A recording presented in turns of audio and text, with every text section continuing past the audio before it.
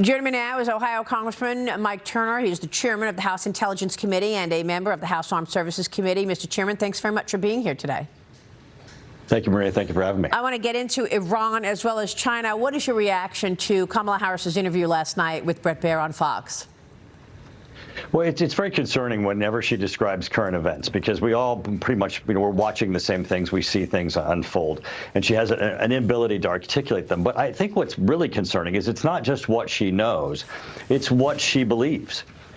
She comes from the school of where America is the provocateur, where we're provocative, where we're the problem, and she's describing, where we will help Israel against Iran be defensive, but we won't counter that. If Iran sends hundreds of missiles into Israel and we take them down with missile defense, this administration acts like the attack didn't happen. We need to be able to counter Iran to, as you were indicating in this, that we have sanctions that have been relieved. We have missiles and systems that Iran has been allowed to propagate and use against Israel that we've not countered. The fact that this administration has not held Iran to account is really emboldening them, allowing them to destabilize the Middle East. Yeah, I mean, look, the administration continues to say that, look, there are sanctions on Iran.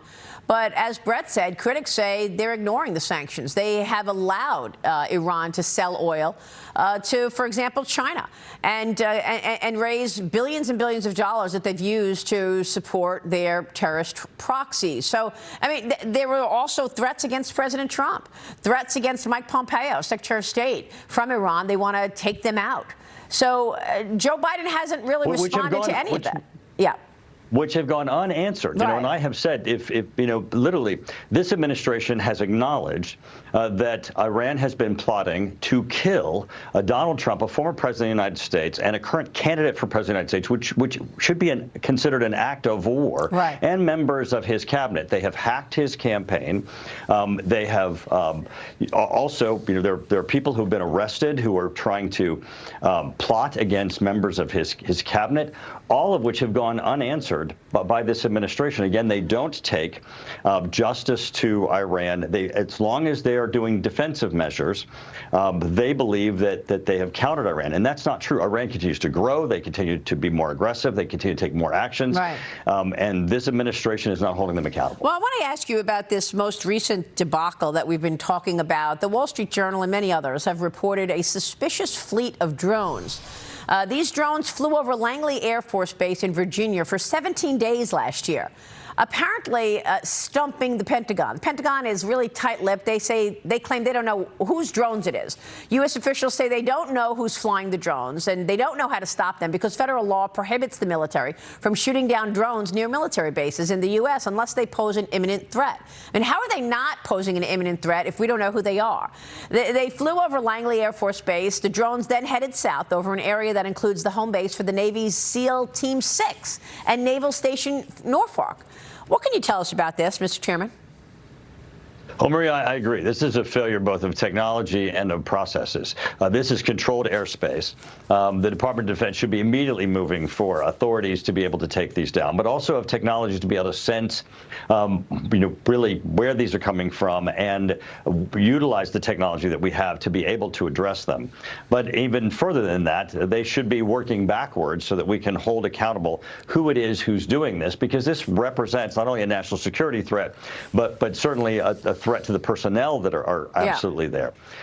This should be higher on the Department of Defense agenda, and certainly, this should be something that they should be coming to Congress for if they need additional assistance. But do you believe these drones are owned by China?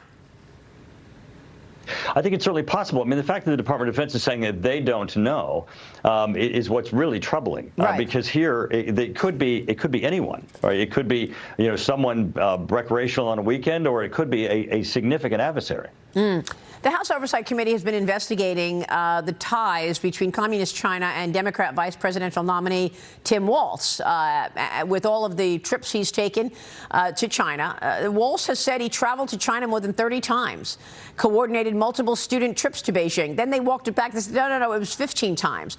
I'd like to know who paid for those trips, but Chairman James Comer recently issued a subpoena to DHS Secretary Alejandro Mayorkas after a whistleblower told the committee about a group chat among Department of Homeland Security employees, where the employees allegedly raised serious concerns about Walz's ties to Communist China.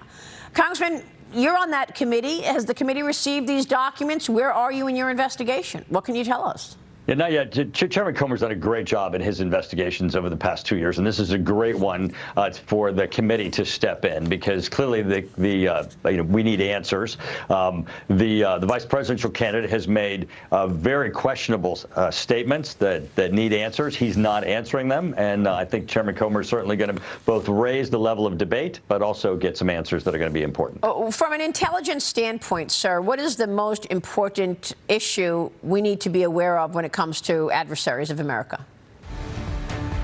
Well, I think certainly it's China, because they're so pervasive in their threat, both militarily, technology-wise, and to the United States and our allies. Okay. Congressman, it's good to see you. Thanks very much.